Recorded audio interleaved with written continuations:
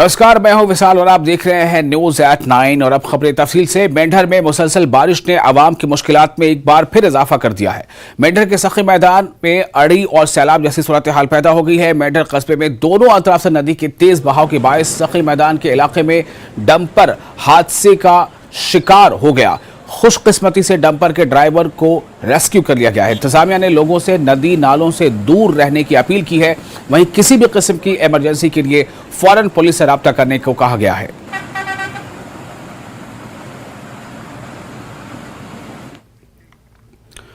कुपवाड़ा में भी तेज हवाओं के साथ बारिश हुई। तेज हवा के चलते कई मकानों के छत उड़ गए। बटरकोट में तेज हवा ने तबाही बर्पा कर दी। यहां पर तेज हवा के बायस कुछ मकानात को नुकसान पहुंचने की इत्तला है।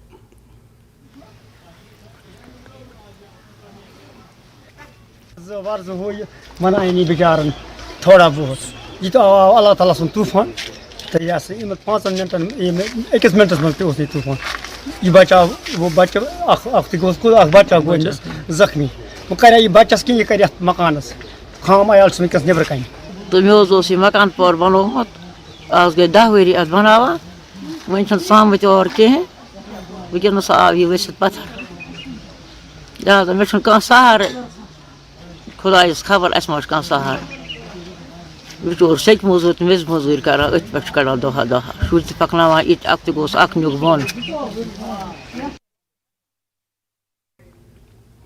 और सुनको के चेचेसना में सैलाब आने की वजह से करगिल जांस्कार रोड काफी देर तक बंद रहा और सैकड़ों की तादाद में लोग फंसे हुए नजर आए।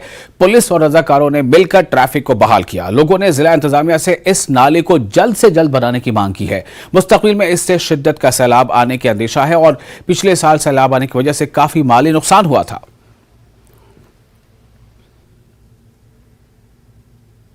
सैलाब आया था लेकिन इतना नहीं आया था। अभी यहाँ पे कुछ घंटे से हज़ारों की तादाद में गाड़ियाँ फंसे हुए थे, पैसेंजर फंसे हुए थे, तो उन पे आप क्या कहना चाहेंगे?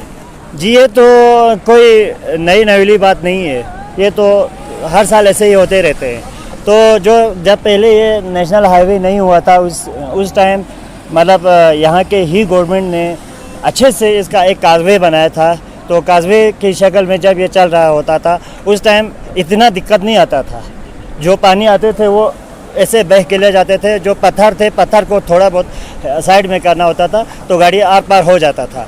लेकिन अब NHIDCL ने जब पिछले साल यहाँ पर वो काजवे तोड़ा, शायद उन्होंने इधर कलवर्ट बनाना था, तो हमारे चंद लोगों ने यहाँ पर एतराज़ किया था, ऑब्जेक्शन किया था कि ऐसा नहीं होना चाहिए, क्योंकि उनको पता था, एक्सपीरियंस था कि यहाँ पर आए साल यहाँ पर इस तरह से होते रहते हैं, फ्लड आते रहते हैं। तो उन्होंने नहीं माना था।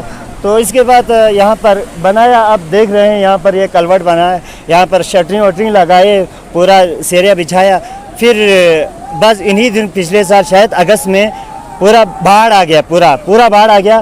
पिछले बार वहाँ से क्रॉस हो गया, फिर अगले बार दूसरी बार आए तो यहाँ पर पूरा रोका गया, फिर कुछ इधर आ गया, कुछ उधर गए, नुकसानात हो गए। यहाँ पर आप देख सकते हैं उस साइड में बहुत नुकसान हो गए, खेत खलियानों का नुकसान हो गया, दरख्त अशार का नुकसान हो गया। तो फिर जब उन्होंने यहाँ के लोकल लोगों का नहीं माना, ये सब इसी का नतीजा है, इसी का रिज़ल्ट है। अगर वो मान लेते या काजवे बना के छोड़ देते, उन्होंने ऑप्शन दिया था या तो आप एक ऊंचा सा पुल लगा दे, तो उन्होंने माना नहीं। फिर इस NHIDCL ने माना नहीं, तो फिर इसके बाद उनको तोड़ के इस साल इन्होंने इसको ये पूरा तोड़ के सिरे काट के ले गए हैं। पता नहीं उन्होंने सर्वे किया है कि यहाँ पर फ्लाईओवर होगा, मिनी फ्लाईओवर होगा, लेकिन अब तक हुआ नहीं है। शायद वहाँ से अप्रूवल आया है कि नहीं आया है, लेकिन हमारा पब्लिक एज ए पब्लिक हम यहाँ से कहते हैं कि हमारा यही राय है, हम उनसे ये मांग भी करते हैं कि NHIDCL का कि यहाँ पर ऊंचा सा मिनी फ्लाईओवर होना चाहिए। मिनी फ्लाईओवर हो जाए तो इस तरह से। और ब्लॉक खोर शेराबाद पटन के डोरीपुरा इलाके में नालों में जमाशुदा आलूदगी से टाइफाइड और चिकन पॉक्स जैसी मुख्तलिफ बीमारियां फूट पड़ी थी, जिससे लोगों में तशवीश की लहर दौड़ गई थी। अब डोरीपुरा में नालों में JCB मशीनों के जरिए से सफाई और ड्रेजिंग शुरू कर दी गई है, जिस पर मकामी लोगों ने पंचायत बाड़ी, BDC खोर शेराबाद और ब्लॉक डेवलपमेंट ऑफिस खोर का शुक्रिया अदा किया है। तो अत आई अप्रूवल असल पे अत लज कम बाकी अम मजीद अगर वो कह ोट वोट सह कर जमा अम खुद थमें दस्तियाब रेड डस्टबिन तम किस दस्तियाब थोमुत सह गि तमनी मज गन न कि कलन मज गन अम ब्रोट आज मुश्किलात कि आज बस खास कर BDC आशिक साहब तम बड़ शुक्र गुजार BDO साहबन त शुक्र गुजार सारे मुलाजमन शुक्र गुजार तमो पे मदद कोरुक अम किन वनकस ब्रोट पकित नदी नालों में जो ये कूड़ा करकट जमा होता था या लोग इसमें डालते थे कूड़ा करकट, उसकी वजह से बहुत सी गंदगी और बीमारियों का सामना करना पड़ा। पिछली बार भी यहाँ चिकन पॉक्स पिछले साल हुई थी, तो इस बार भी जो लोग टाइफाइड का शिकार हुए थे, वो जो फीवर वगैरह उस बीमारी में मुब्तला हुए बहुत से लोग। तो अब हमने हुकाम से गुजारिश की थी, पंचायत बॉडी से भी गुजारिश की थी, उन्होंने भी हुकाम के साथ मसला उठाया रूरल डेवलपमेंट के साथ। BDC साहब ने भी इसमें बहुत अपनी कोशिश की, तो आज उन्होंने इस पर काम शुरू किया है। तो विद इन डेज़ उन्होंने काम अब शुरू किया है। तो इसमें से जो कूड़ा करकट हैं वो निकाल रहे हैं, सिल्ट वगैरह जो हैं। गवर्नमेंट के बहुत ही शुक्रगुजार हैं, और ख़ासकर BDC साहब और जो रूरल डेवलपमेंट, उनका भी शुक्रिया अदा करना चाहते हैं कि उन्होंने ये कदम उठाया है लोगों की भलाई के लिए। अब हम लोगों से भी अपील करना चाहते हैं कि वो भी जो अपना कूड़ा करकट है मेहरबानी करके नदी नालों में ना डालें, उसको अपने हिसाब से साइंटिफिक तरीके से डिस्पोज ऑफ करें या कहीं डंप, ऐसी जगह डंप करें जिससे बीमारियां ना फैलें। मगर रोज वारिया जमा बेमार फलम पन्नस गाँवस मज बच्चे गई बेमार अम ब्रोथ वनकस तफ फलम सनिस गाँवस मज। तो वजह वनकस कल मज कीड़ कूड़ त्रोमुत यमो। कर गुजारिश सारे गन त्रा कीड़ कूड़ कह पंचायत बॉडी कर कदम तो BDC औलकासरी निहालपुरा पट्टन से ताल्लुक रखने वाली ग्रेजुएट इशरत नबी की जानिब से चलाए जा रहे डेयरी फार्म की कामयाबी से मुतालिक वज़ीर-ए-आज़म नरेंद्र मोदी ने अपने मन की बात प्रोग्राम में तस्करा करके उनकी तारीफ की। तहम इशरत नबी ने इस कामयाबी का सेहरा deputy commissioner Baramulla doctor Syed Sehrish Asgar को बांधा। उन्होंने कहा कि डॉक्टर सैयद सहरिश असगर ने एक खातून की हैसियत से ही इन्हें काम करने की तहरीक दी और अपने पैरों पर खड़ा होकर अपना रोजगार कमाने के लिए आगे बढ़ाया। इशरत नबी ने कहा कि सहरिश असगर हर मैदान में ख्वातीन को आगे बढ़ाने के लिए काफी संजीदा हैं। वो हर वक्त ख्वातीन को बाअख्तियार बनाने में अहम रोल निभा रही हैं। इशरत नबी ने DC बारामूला डॉक्टर सैयद सहरिश असगर का शुक्रिया अदा किया।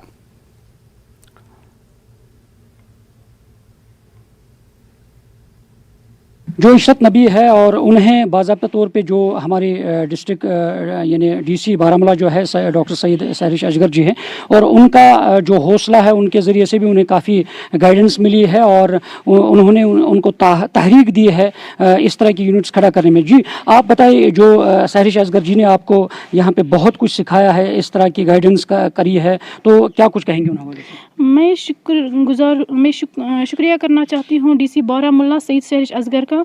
वो मेरे पास लफ्ज़ नहीं है उसको शुक्रिया अदा करने के लिए, क्योंकि वो बहुत ज़्यादा हेल्प करते हैं। वो भी एक फ़ीमेल है, वो हमें बहुत ज़्यादा सपोर्ट करते हैं। इस डिपार्टमेंट की वजह से नहीं, हर एक डिपार्टमेंट में, जैसे कि एग्रीकल्चर डिपार्टमेंट है, हॉर्टिकल्चर है, NRLM है, एनिमल हस्बेंड्री है, हर एक डिपार्टमेंट में मैं तहे दिल से शुक्रिया अदा करना चाहती हूँ। सैयद बारामूला सैयद सहरिश असगर का शुक्रिया अदा करना चाहती हूँ।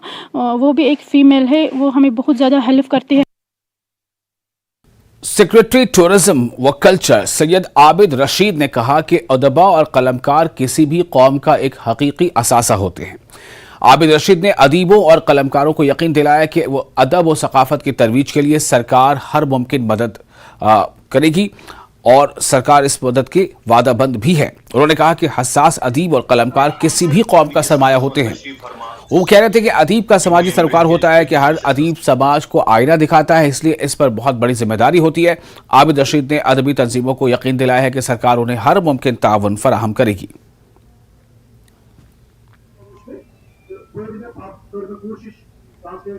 As Secretary Culture, it is contingent on all of us, including the entire society, to keep the memories of such figures alive and to ensure जो भी efforts इसमें लगें, क्योंकि ये हमारी intangible heritage है, ये हमारी cultural legacy है और इसको ज़िंदा रहना, ज़िंदा जावेदार रखना हम सब का फ़र्ज़ मनसब है।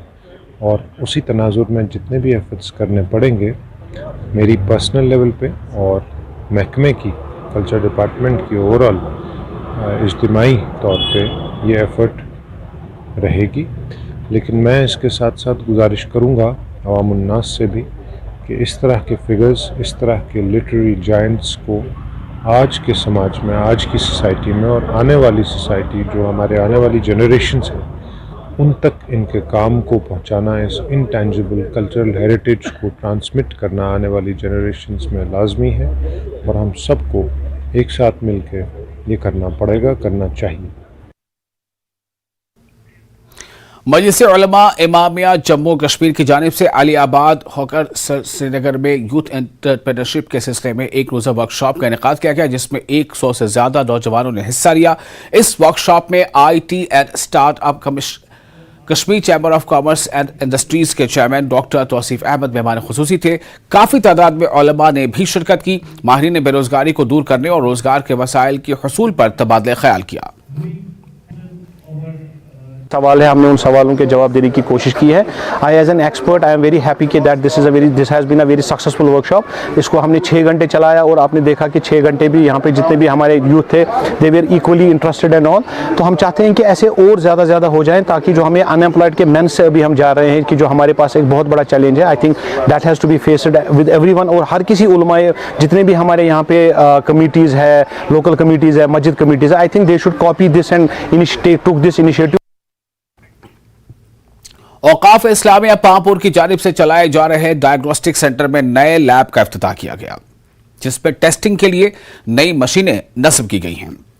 ये इदारा गरीब लोगों के लिए चलाया जा रहा है, जिसमें गुरबा के लिए मुफ्त टेस्टिंग की सहूलियात रखी गई हैं। औकाफ के सदर मोहम्मद मकबूल शाह ने बताया कि इदारा बिला लिहाज मजहब व मिल्लत काम कर रहा है।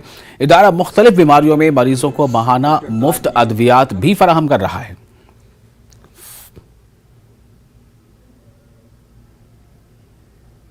हमारी बेसिकली मीटिंग इसलिए थी कि जो अपग्रेडेशन हमारी डायग्नोस्टिक सेंटर की हुई, इसमें हमने कुछ नई मशीनरीज़ ऐड की, जिसमें 5 चैम्बर CBC एनालाइज़र जो साउथ कश्मीर में प्राइवेट सेक्टर में पहला ऐसा है, और उसके साथ साथ जो फर्दर एक्सपेंशन डायग्नोस्टिक सेंटर का जो हम चाहते हैं कि एक छोटे मोटे अस्पताल की शेप ले, उस सिलसिले में हमने अपने इलाके के सभी ज़ोमा को बुलाया था कि किस तरह से हम ये एक्सपेंशन करें ताकि आम लोगों को ये फैसिलिटी डोर स्टेप पे अवेलेबल रहे। इस सिलसिले में एक और बात मैं यहाँ बताना चाहता हूँ कि इस सेंटर से हर किसी इंसान को बिला लिहाज मज़हब मिलत, चाहे कोई हिंदू भाई हो, सिख भाई हो, मुसलमान भाई हो, किस भी तबके से हो, उसका जो फैसिलिटीज़ यहाँ हैं वो अवेलेबल हैं। चाहे उसमें कंसेशनल टेस्ट्स हैं या फ्री टेस्ट्स जो गरीब हैं, या इसी तरह जो मेडिसिन्स हैं जो पोर पेशेंट्स को, ये फैसिलिटीज़ इस वक्त तो चालू हैं, लेकिन उसमें हम चाहते हैं कि कुछ और मज़ीद फैसिलिटीज़ ऐड हो। चाहे फिलहाल एक छोटा सा ब्रेक लेते हैं, ब्रेक के बाद खबरों का सिलसिला जारी रहेगा।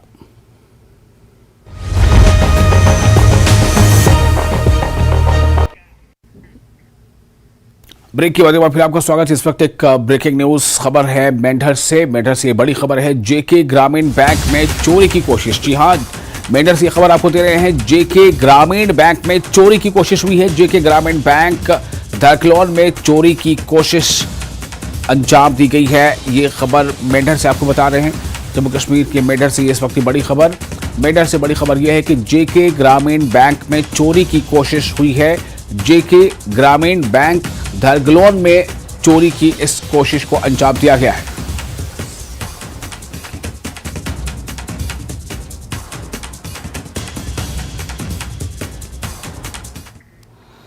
गवर्नमेंट प्राइमरी स्कूल बननपथरी तराल में जगह और अमले की कमी की वजह से जेर तालीम बच्चों को सख्त मुश्किलात दरपेश हैं।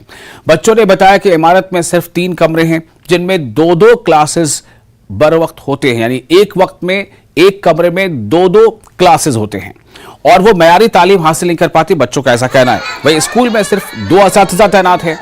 लोगों ने महकमा तालीम से तवज्जो मरकूज करने की अपील की, यानी कि 3 कमरे का स्कूल जिसमें 6 क्लास की पढ़ाई होती है और पढ़ाने वाले महज 2। 6वीं जमात में पढ़ती हूँ। हमारे स्कूल में बहुत सारी खामी है। हमारे स्कूल में थोड़े टीचर हैं, हमको बहुत सारे टीचर चाहिए। हमारे स्कूल में 3 ही क्लास है, एक क्लास में 2 क्लास बैठते हैं। एक तरफ टीचर पढ़ाते हैं और दूसरी तरफ हमको बहुत परेशानी होती है। इसलिए हम सरकार से ये अपील करते हैं कि हमें बहुत सारे टीचर चाहिए और हमें स्कूल बड़ा चाहिए और स्कूल के ऊपर एक और बिल्डिंग चाहिए। यहाँ पे हमारे स्कूल में यहाँ पे 3 कमरे हैं और क्लासेज यहाँ पे तो 6 हैं। यहाँ पे हम एक क्लासरूम में 2 क्लास लेते हैं। प्रॉब्लम तो नहीं होती?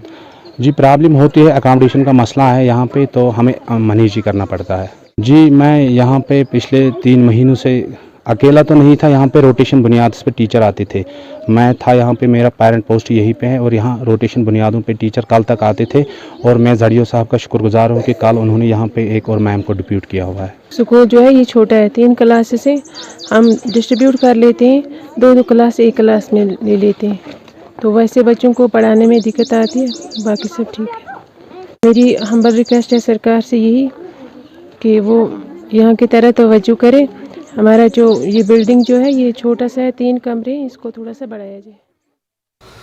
तो बच्चे जो है वो देश का भविष्य हैं। एक स्कूल जिसमें 3 कमरे हैं लेकिन जो क्लासेस हैं यानी कि दर्जात हैं वो 6 हैं, यानी 6 अलग अलग क्लासेस की पढ़ाई 3 क्लासरूम्स में होती है और पढ़ाने वाले सिर्फ 2 हैं। ये है उन बच्चों का मसला जिन बच्चों ने खुद ये कहा है कि हमें असातिज़ा चाहिए, हमें टीचर्स चाहिए और हमें साथ ही साथ और कमरे चाहिए। आगे बढ़ते हैं। मरकजी वज़ीर दाखिला अमित शाह 23 जून को डॉक्टर श्यामा प्रसाद मुखर्जी की बरसी पर जम्मू में एक अवामी रैली से खिताब करेंगे। बीजेपी 23 जून को मुखर्जी के बलिदान दिवस के तौर पर मनाती है। पार्टी लीडरों का कहना है कि अमित शाह नरेंद्र मोदी हुकूमत की कामयाबियों को भी उजागर करने के लिए मुनक़िद किए जाने वाले महाजनसंपर्क अभियान प्रोग्राम से खिताब करेंगे। भगवती नगर में JDA ग्राउंड पर रैली होगी।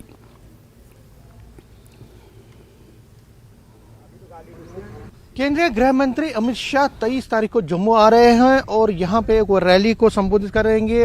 जो प्रसाद मुखर्जी उनकी जो डेथ एनिवर्सरी है उस उपलक्ष्य में महाजन संपर्क अभियान के तहत जो बीजेपी हर एक कॉन्स्टिट्यूंसी में एक रैली कर रही है, तो जम्मू में भी, जम्मू पार्लियामेंट्री कॉन्स्टिट्यूंसी में भी ये रैली होगी इसी भगवती नगर में। और आप ये देख सकते हैं विजुअल में, भगवती नगर का जो ये यहाँ पे ग्राउंड है, इसी जगह पे 23 तारीख को वो यहाँ पे रैली करेंगे। और अब इस रैली के लिए जो इंतजाम हैं, जो तैयारी हैं, उनको शुरू किया गया है। रैली के बारे में बात करने के लिए हैं जम्मू डिस्ट्रिक्ट प्रेसिडेंट बीजेपी और कॉरपोरेटर हैं प्रमोद कपाई जी। प्रमोद जी, किस तरह से इस रैली को आप लेते हैं, क्या क्या एक्सपेक्टेशंस हैं और क्या तैयारियां हैं?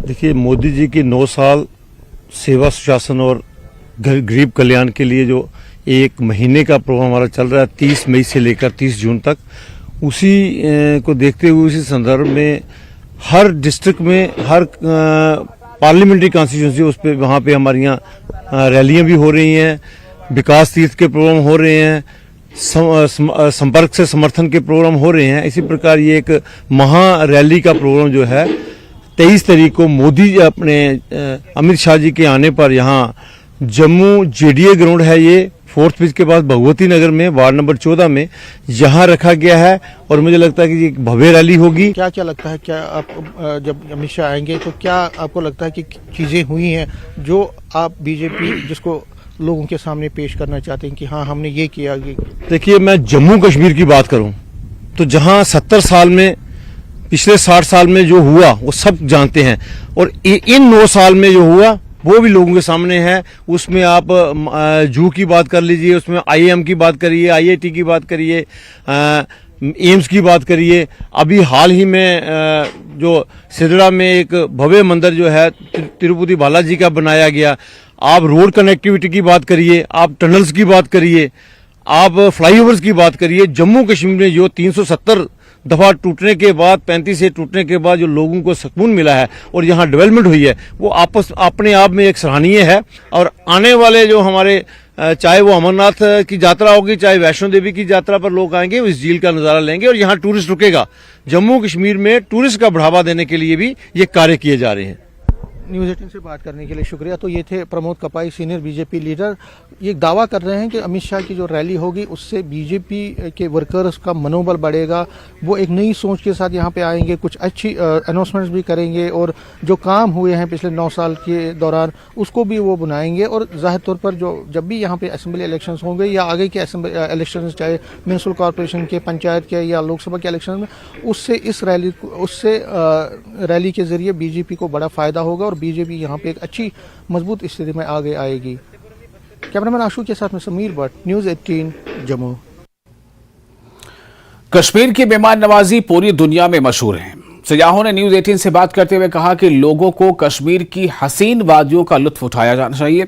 सयाहों के मुताबिक वादी बंगस, लोलाब, कलारोस और टिटवाल भी कुदरती खूबसूरती से मालामाल हैं।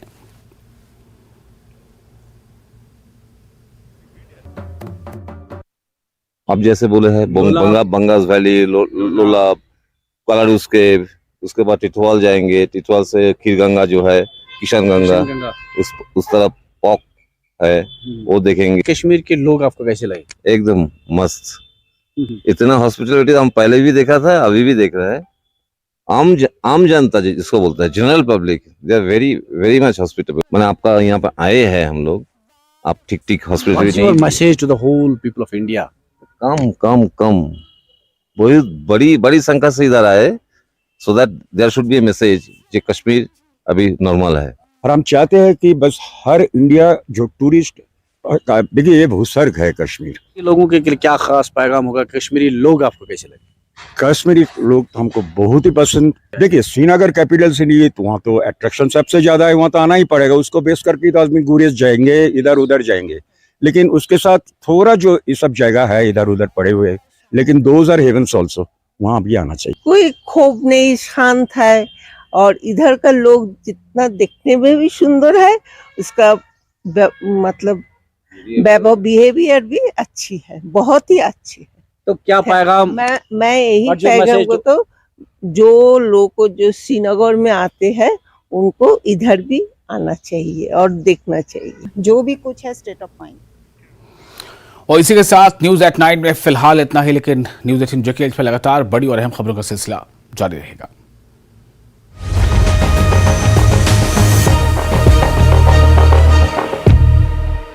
हेडलाइंस